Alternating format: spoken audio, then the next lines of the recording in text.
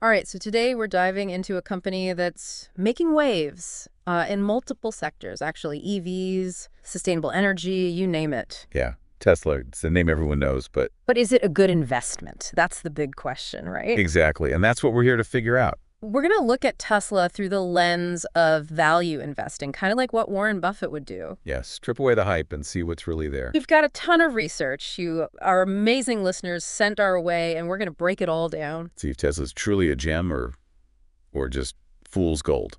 Right off the bat, let's set the stage for anyone who might not be totally up to speed on Tesla in 2025. Sure. What are they actually doing these days? We all know the cars, the electric cars, but... Yeah, it's so much more than that now. It is, right. So at their core, they still design, manufacture, and sell electric vehicles. The sexy cars, yep. But they've also got this huge energy division Okay. focused on energy storage solutions. Like, Their Powerwall for homes, heard of that one? the Power Pack for commercial use, and then the really big one, the Mega Pack for these huge grid-scale projects. Wow. They're even involved in solar energy, Oh, really? offering solar panels and integrated solar roofs even. Huh. And then on top of all that, they have a bunch of services. Services? Like what?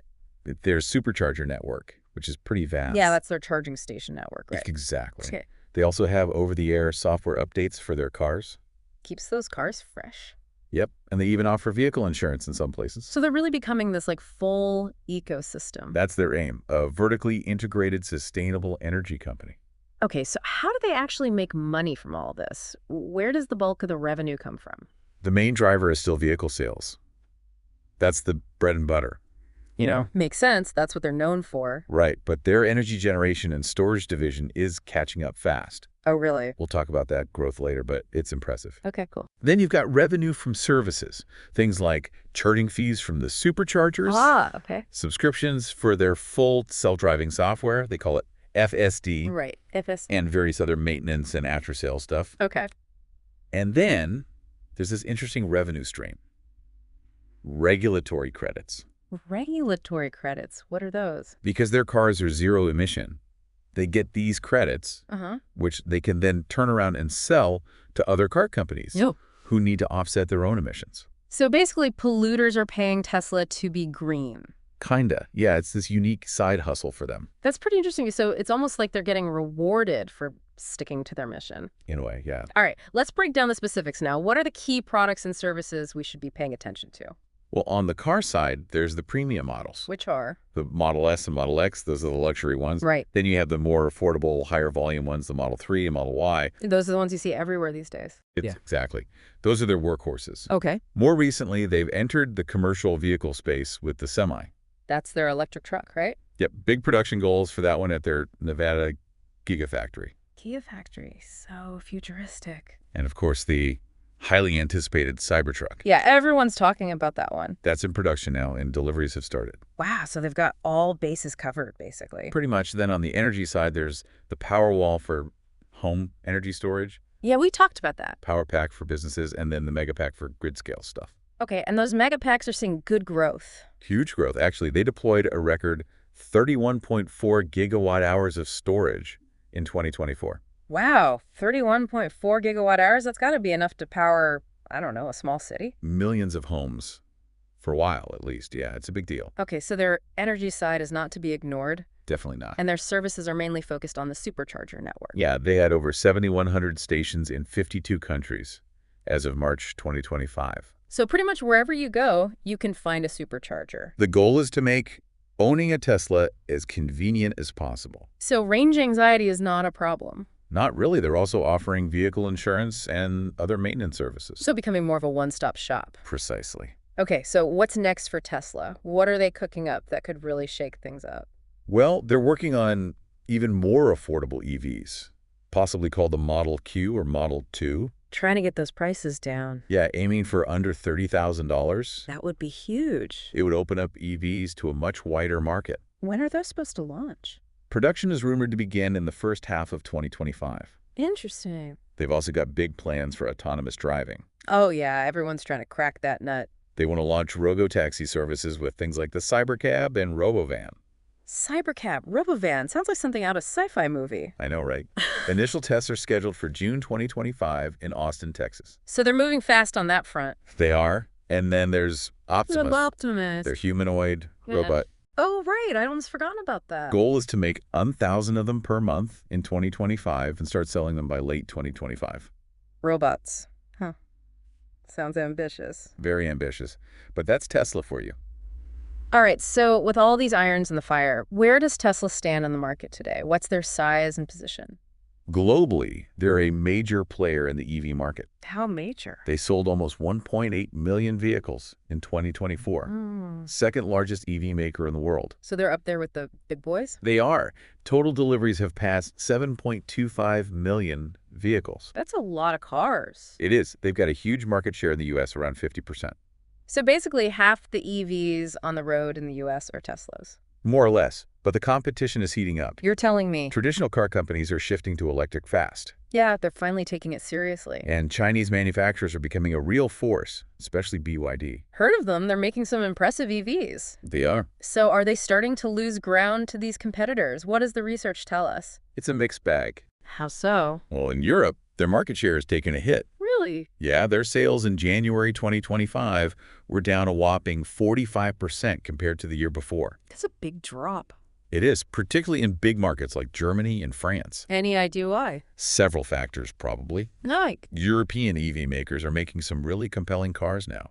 So the competition is getting better? Much better. Okay. There might also be some negative sentiment towards Elon Musk. Oh, right. All the political stuff we talked about. Exactly. Might be turning off some European buyers. Makes sense. And people might also be holding off for the refreshed Model Y. Which is coming when? Expected around May 2025. So a lot of factors at play. It's a complex situation. But it sounds like their energy storage business is doing well. Yeah, that's the silver lining.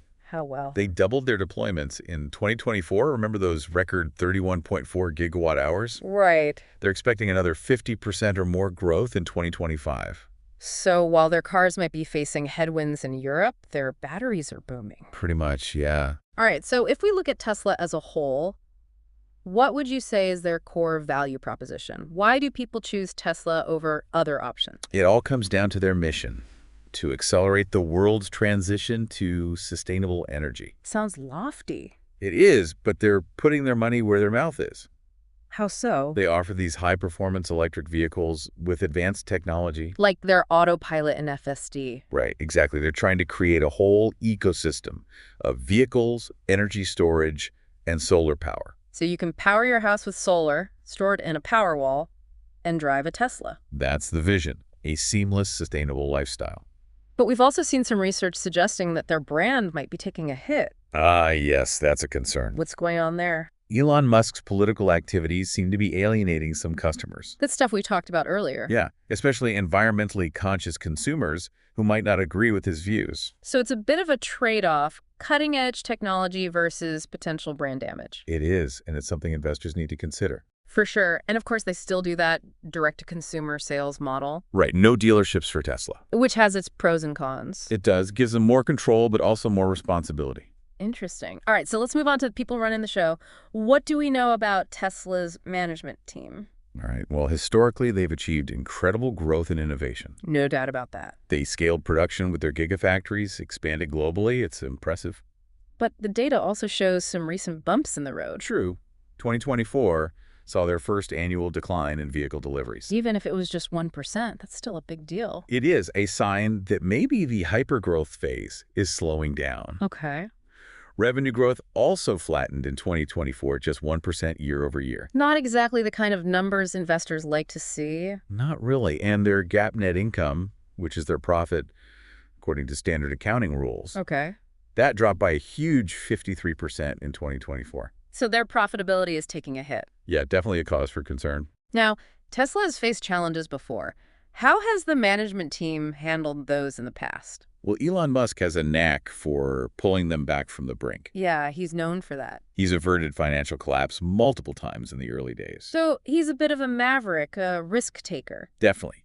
But this current situation is different. How so? It's not just financial trouble this time. It's more about reputation. The protests, the negative sentiment. Exactly. That's harder to fix with just a bold move. And they've also had those issues with autopilot safety and production delays. Right. Those haven't helped either. So how transparent is Tesla in communicating with the public and investors? That's where things get tricky. Why? Elon Musk is very active on social media. Yeah, he's always tweeting. That can be good for direct communication, but it's also risky. How so? Sometimes he overpromises, sets unrealistic timelines. And there have been concerns about autopilot safety? Yes, some incidents have raised questions about how transparent they are with that. So mixed bag on the communication front? Now, all this ties into ethical considerations as well. Right. Elon Musk's actions and statements are being scrutinized more than ever. The political endorsements, the DOGE involvement. All of that.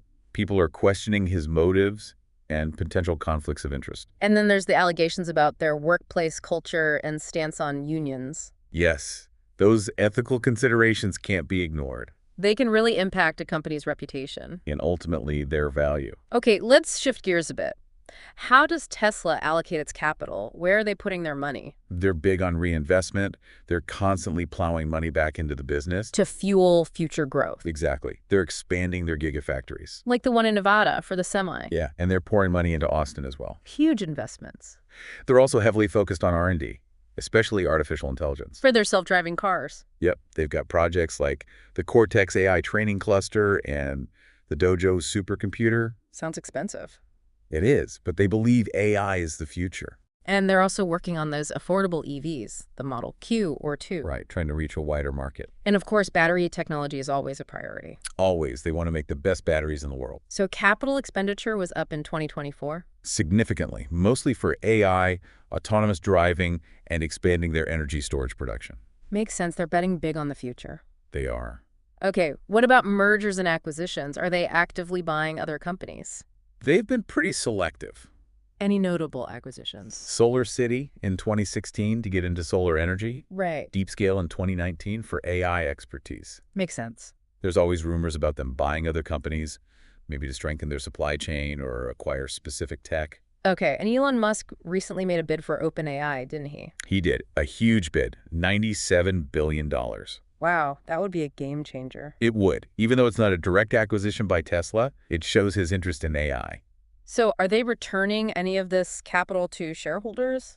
Buybacks, dividends, anything like that? Historically, their focus has been on reinvesting for growth. Not giving anything back to investors? Not really, but that might be changing. How so? They have a ton of cash on hand, $36.5 billion at the end of 2024. Yeah, that's a lot of money sitting around. And investors have been pressuring them to do buybacks. To boost the stock price. Exactly. Elon Musk even hinted at a $5–10 billion buyback. So they might actually start returning some capital? It's possible, but dividends are still off the table. No cash payouts for investors? Nope, they're sticking to their reinvestment strategy for now. Okay, so to wrap up this part of our deep dive, let's look at their return on invested capital, or ROIC. Right, that's a key metric for value investors. What does it tell us about Tesla? Well, their ROIC in 2024 was around 8–9%. And how does that compare to their cost of capital? Their weighted average cost of capital, or WACC, is estimated at 15.42%. So their ROIC is lower than their WACC? Yes, and that's not ideal from a value investing perspective. What does it mean? It means they're not generating enough returns to cover their cost of capital. So they're not being as efficient with their investments as they could be. That's one interpretation. It's a red flag for some value investors. Interesting. So when we combine our understanding of their business with how they're managed, we get a pretty complex picture. Very complex. There are definite strengths, but also some concerning trends. Like slowing growth and declining profitability. Exactly. And the big question is, can they overcome these challenges and live up to their potential? All right, before we dive into the second half of our analysis, which will cover market sentiment, ownership structure, and risk assessment, I want to tell you about a tool that can help you do this kind of deep dive on any stock. Imagine being able to instantly generate a comprehensive report, a detailed podcast script, or even a video analysis on any publicly traded company. You could tailor it to your specific knowledge level and control the depth of analysis. That's what we're building at stockanalytics.ai. But it's more than just static reports. It's an interactive platform. You can ask direct questions about a stock, use a voice-controlled stock screener to find opportunities, and even analyze your own portfolio to spot risks and stress test it. Check out stockanalytics.ai to see our demo in action. We've opened our waiting list for beta users and are offering 50% discounts to early adopters. Plus, potential opportunities to invest in the future of financial intelligence. Don't miss out. Sign up now at stockanalytics.ai. Now, let's get back to our Tesla deep dive with the second half of our analysis. All right, so let's talk about how the market is viewing Tesla right now. What's the general sentiment around the stock? Well, it's all over the place. There's a lot of disagreement among analysts and investors. A lot of uncertainty. Tons of uncertainty, and that's reflected in the stock price. Which has been doing what? It's taken a beating in early 2025. How bad? Down almost 40% year-to-date as of late March. That's a pretty rough start to the year. It is. Shows a real shift in sentiment. What's driving this decline? A few things. The weaker delivery numbers we talked about, the rising competition in the EV market. Right, those other companies are catching up. And then there's the whole Elon Musk factor. His politics, his tweets, all that.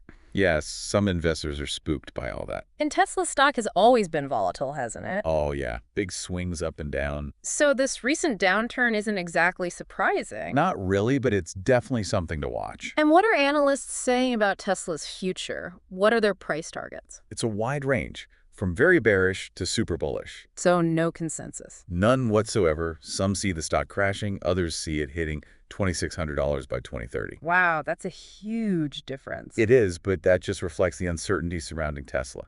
Okay, and lately we've seen some analysts lowering their price targets. Yes, citing worries about demand, the Model Q rollout, and pressure on margins. So the short-term outlook isn't great. Not according to those analysts. It seems like any news about Tesla can really move the stock. Absolutely, it's a very news-sensitive company. What are some recent events that have impacted the stock price? Elon Musk's political activities have definitely moved the needle. Positively or negatively? Mostly negatively. It's created a lot of controversy. Right.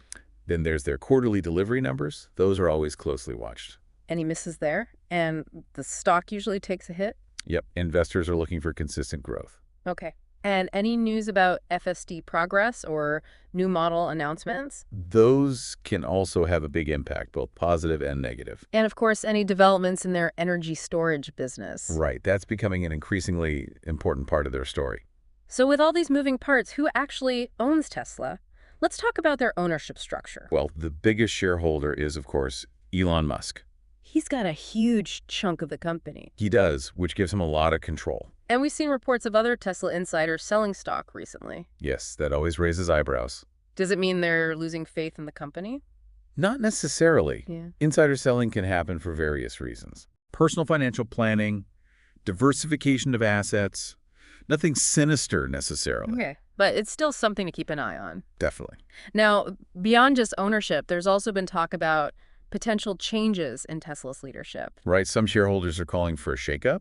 Why? They're concerned about Elon Musk being spread too thin with all his other companies. SpaceX, Neuralink, all that. Exactly. They think it's hurting Tesla. And there's also been criticism of his public behavior, the tweets, the controversies. All of that. Some investors think it's damaging the brand. And then there's the issue of executive compensation. Elon Musk's pay packages have been a source of controversy. He gets paid a lot, right? A lot. And some shareholders aren't happy about it. So there's definitely some tension between management and some investors. Yes, and it's something to monitor going forward.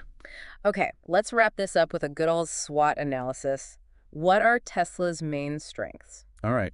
Well, they've got a strong brand, even though it's facing some challenges. Right, the Elon Musk factor. They've also got leading-edge tech in both EVs and batteries. They're known for innovation. And their supercharger network is a big advantage. Makes owning a Tesla more convenient. They're also vertically integrated, which can help with costs and control. And they've historically had very loyal customers. Though that might be changing a bit. Okay, what about weaknesses? Where do they need to improve? The biggest weakness is their reliance on Elon Musk. It's the Elon Musk show, for better or worse. Exactly. That's a huge risk. And their growth has been slowing lately. That's a concern. Profitability is down too. Not good signs. And there have been reports of quality control issues. So some potential problems with the cars themselves. Yes, and their valuation is still very high, which leaves little room for error. Okay, what about opportunities? Where can they capitalize on their strengths? The global EV market is still growing rapidly. That's a huge opportunity. More and more people are going electric. And the energy storage market is booming too. Batteries are becoming essential. Those affordable EVs, the Model Q or 2, could be a game changer. Opening up a new market. And then there's the potential of FSD and robotaxis. If they can get it right, that could be massive. They're also looking to expand into new geographic markets. Reaching more customers. And they're trying to grow their service and subscription revenue. More recurring income, that's always good. It is. All right, finally, what are the main threats they need to be wary of? Competition is getting fierce, both from traditional car makers and Chinese companies like BYD. They're not the only game in town anymore. Government incentives for EVs could be reduced or eliminated. That would hurt demand. There are still regulatory hurdles and public skepticism about autonomous driving. People aren't quite ready to let go of the wheel. And supply chain disruptions and raw material price volatility are always a risk. Those can really mess things up. And of course, the Elon Musk factor can't be ignored. His controversies could damage the brand and scare away investors. And then there's always the risk of an economic downturn. Which would hurt sales of big-ticket items like cars. Exactly. So there are a lot of potential pitfalls. So after this deep dive, what's your overall assessment of Tesla as an investment? It's complicated. In what way? They've got great innovation, market leadership, a compelling vision for the future. What? But their valuation is high, their recent performance has been shaky, and there's a lot of risk tied to Elon Musk. So for a value investor, it's a tough call. The potential is there, but so are the red flags. All right, we've covered a lot of ground today. Really fascinating stuff. It is. Tesla is a company that always keeps things interesting. So as we wrap up, here's a question for you, our listeners. What would have to happen in the next year? What specific metric or event would really change your mind about Tesla as a long-term investment? Something to ponder. And if you enjoyed this deep dive and want more tools and analysis like this, be sure to subscribe to the Stock Analytics AI YouTube channel. We've got tons of resources to help you become a smarter investor. And as always, a quick disclaimer. This analysis is based on information available as of April 1st, 2025. And keep in mind, we use AI to help analyze and summarize the data. So this is for informational purposes only. Do your own research and talk to a financial advisor before making any investment decisions. And that's a wrap for today. Thanks for listening.